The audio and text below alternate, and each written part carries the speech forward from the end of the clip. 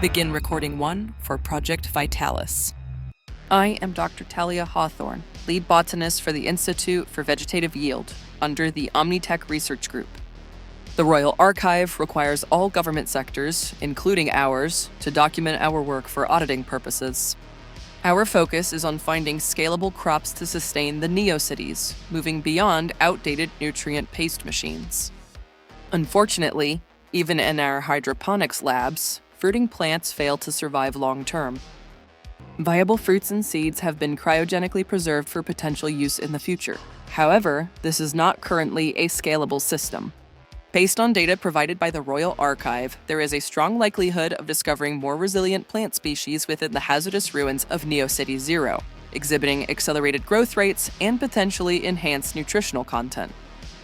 This is why I propose sending an autonomous unit, dubbed Vitalis, into the anomalous dangers of Neocity Zero, hoping to discover a thriving botanical experiment from the city's unregulated past. Essential capabilities include data transmission in extreme radiation, the ability to traverse hazardous terrain, manipulation of heavy obstacles, and accurately identifying and transporting potential botanical specimens. As our sector does not specialize in robotics, developing an autonomous robot will present unique challenges. Human-centric designs are valuable, but the unique challenges of Neocity Zero necessitate a significantly larger size to ensure survivability in the hazardous environment.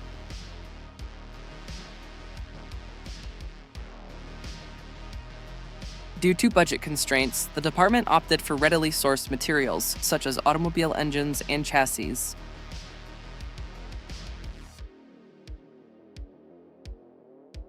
Surplus hydraulic equipment provided valuable resources for sourcing robust case materials and essential components, such as pumps and pistons, for integration into the design.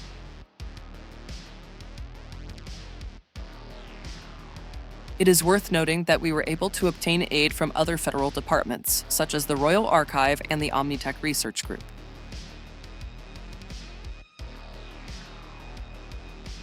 Without their assistance, we would not have been able to create a design as competent as this one.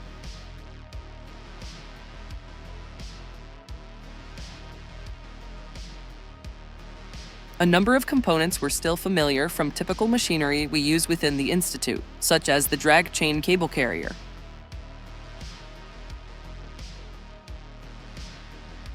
Magnetic latches were a new technology for us and may prove useful in other experiments around the lab.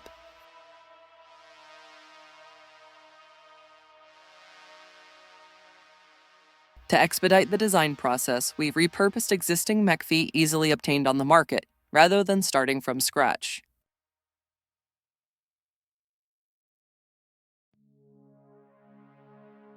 Despite a minimal setup, the frame proved surprisingly sturdy.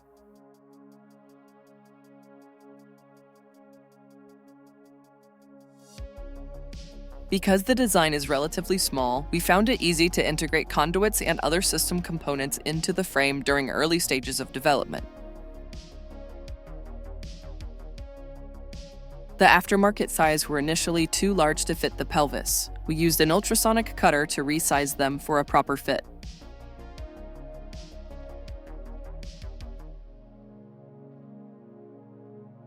Magnetic latches are an amusing novelty, but proper hardware was necessary to keep the legs soundly attached.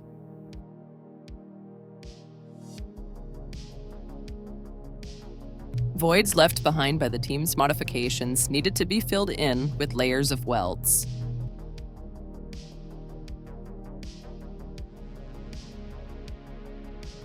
Due to our research with biotechnology, we had a number of electrical components in-house that could be utilized on the Vitalis robot.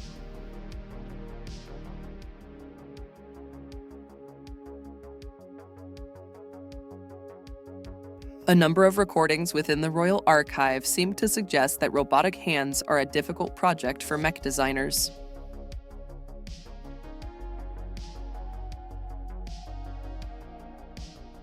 Thankfully, this is a component that did not give us as much trouble as some other systems. After obtaining much-needed experience during development of the legs, our team was feeling confident in moving forward with the arm design.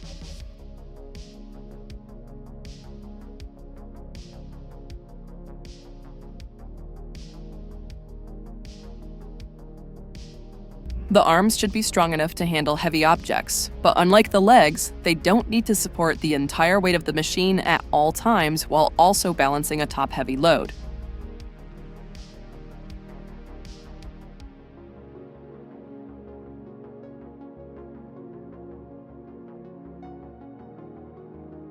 During design research, we realized magnetic latches were available in quite a wide variety of nominal specifications, which simplified attaching the hands to the arms.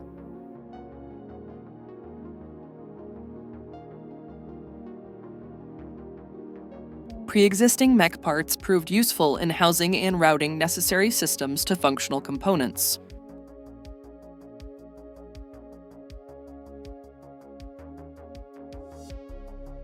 Our botany lab does not have a dedicated machine shop, but simpler tools such as angle grinders were more than adequate for shaping piston mounts.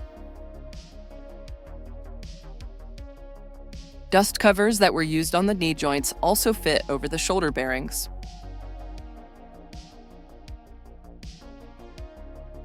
Adding electrical components proved problematic, as the machine would quickly overheat during testing. Luckily, PCBWay reached out and provided their services to alleviate this issue. We knew what the problem was, but we simply didn't have the means to manufacture the components we needed in-house. PCBWay, however, offers a one-stop solution for PCB design, fabrication, and assembly, catering to the needs of individuals, startups, and businesses of all sizes. They also offer 3D printing, CNC machining, sheet metal fabrication, design services, and online quotes for any manufacturing needs. Their customer support was top-notch in addressing design flaws within our 3D models, and produced high-quality parts for us to use within the Vitalis robot. Hopefully this documentation captures the extreme precision possible through PCBWay, and we're thankful to have their support.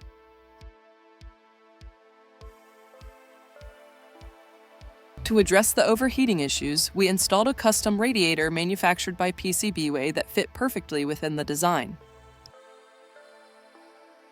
The requested vent systems were accurately produced, easy to modify, and fit in various places around the robot.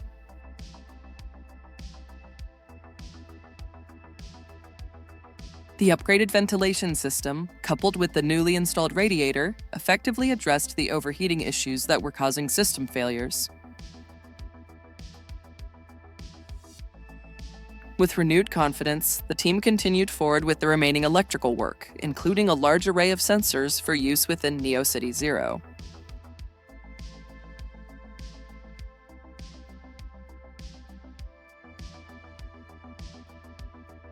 The next step was to create the Botanical Preservation Module, which would regulate the temperature and humidity of potential plant species while shielding them from radiation and other harsh environmental conditions.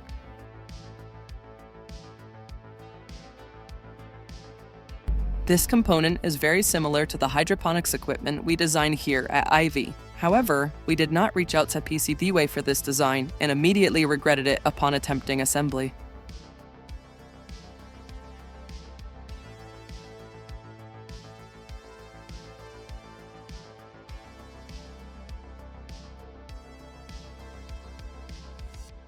There are a number of ways to incorporate sensors into a machine such as Vitalis, and we chose to use the more traditional head design. Although it's feasible to attach cameras and sensors all over the torso for use in navigation, we didn't have enough robotics experience to opt out of a swiveling head with fewer cameras and sensors that would be easier on our budget. Shielded cabling of the boil-eye archetype was picked for the sensitive equipment within the head, as radiation interference during exploration could cause quite a lot of damage to the system.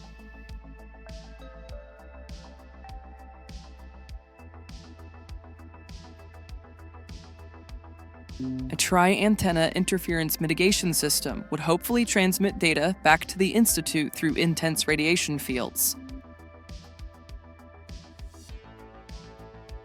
At the very least, Vitalis itself would be shielded from EMP interference and could transmit data once leaving problematic radiation.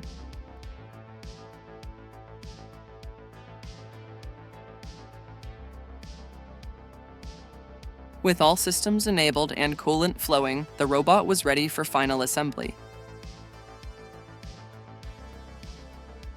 Additional evidence of the Vitalis unit has been included at the end of this recording. Author's note: while acquiring new skills can be challenging, the process of pioneering uncharted territory can be immensely stimulating, both personally and professionally. I encourage all listeners, regardless of their affiliation with Omnitech Research Group, to explore unconventional design approaches. Diverging from standard workflows could lead to innovative solutions that have previously eluded us. Here's hoping that Vitalis can find the answers we couldn't, for everyone in the Omniplex. Remember to stay inspired. Thank you to supporters of the Royal Archive.